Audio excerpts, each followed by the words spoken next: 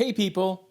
If you just finished a painting project and you were left with extra paint, it's usually a good idea to hold on to those leftovers for later. You might be tempted to toss those extra gallons in your garage, but you may want to hold off on doing that.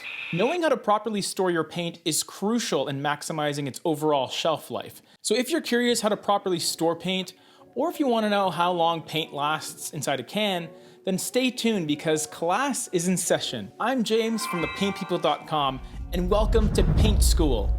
Painting and decorating is so full of nitty-gritty details, and no matter how long you've been doing it, it's always a good idea to remain open-minded and receptive to learning new things. Today's lesson is a fairly standard one, but it is extremely important for both consumers as well as professionals.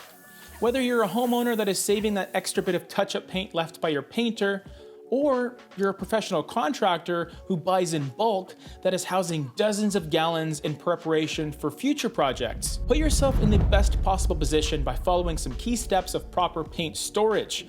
Oh, and subscribe if you want more painting and decorating videos several times a week. When it comes to shelf life, there are the people that will throw away a banana at the first sign of a few spots, and there are others that will eat that tub of yogurt that expired last month because, hey, yogurt is kind of already spoiled to begin with, right?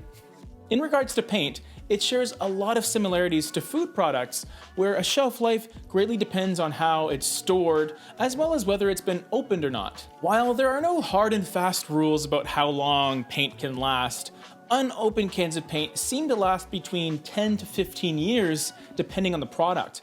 This is largely due to the fact that it hasn't been exposed to air and potentially contaminated.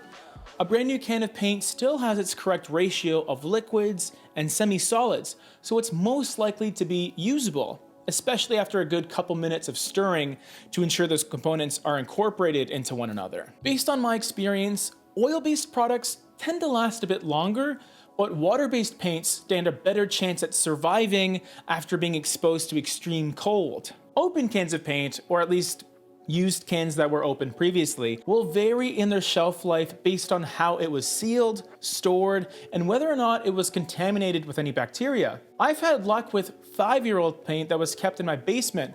All I needed to do was give it a few minutes of stirring. A can of paint, whether it's been used or not, will have an even better chance at survival when stored in a temperature-controlled environment. Paint can be temperamental when exposed to extreme cold or heat, so even if you have a brand new can of Sherwin-Williams Emerald, it could be rendered unusable if left in a work van for a while during a harsh winter. I would think twice about dropping off your extra cans of paint in the garage, especially if it's not insulated or heated. A better choice would be to keep it somewhere in a finished basement or even a closet that is less likely to have any major temperature fluctuations. Also, try and avoid keeping your paint cans on concrete floors, as they can sometimes get quite cold.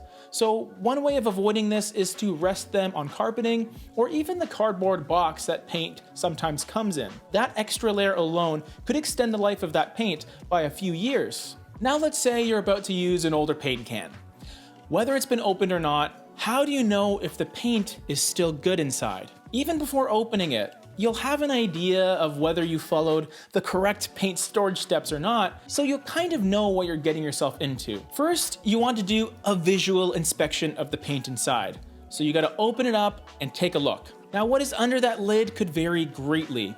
Best case scenario, you'll see nice, uniform paint that just requires some quick stirring. There's also a good chance that the paint components have separated in time, which could look traumatizing at first, but is actually quite common. Not unlike a jar of those natural peanut butters where the oil is sort of sitting on top, you can just fix it by stirring it for about 5 minutes or so. There could also be a concerning solid layer of film or paint on top, but in some cases, this could simply be scraped off and removed, revealing completely usable paint underneath. While mixing the older paint, its texture is a pretty solid indicator of whether or not the paint is still usable.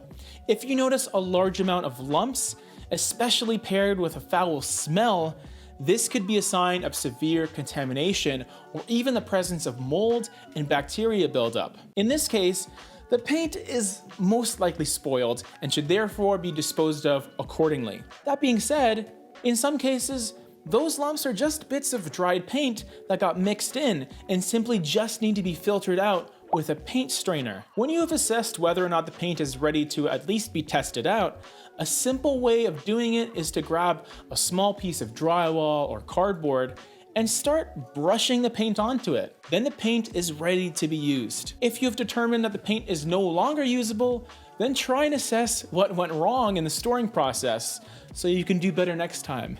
Maybe you discovered that the can wasn't really sealed properly and it was exposed to the outer environment.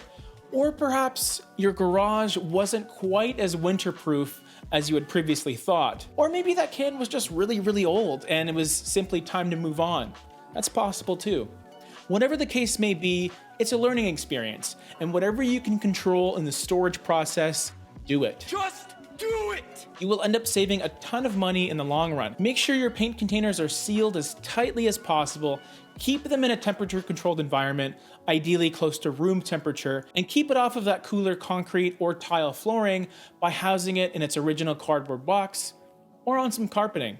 For more painting top tips, you can check out Paint School here. If you're not ready for this lesson to be over, like the video and comment below if you have any more questions on the storing process of paint. There is quite a bit of information on the subject, so feel free to ask and we'll answer any questions we get. See you on the next one.